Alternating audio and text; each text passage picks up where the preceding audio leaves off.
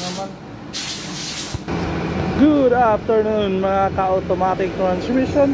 Dito po kasi sa GPATS Global Pinoy Transmission. Magre-rebuild na po kami sa Mitsubishi Adventure. Ito yung plate number niya.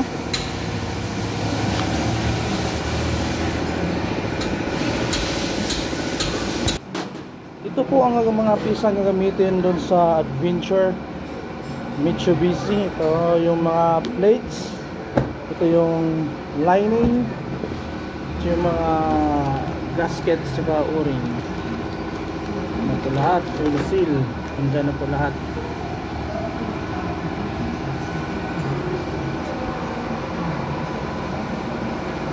Ito na po yung mga parts na nalinis na.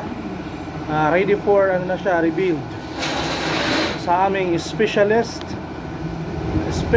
na transmission. Ito po yung transmission ng Adventure. Kita nyo naman, linis na, magmumukha na itong bago. Ito po yun yan.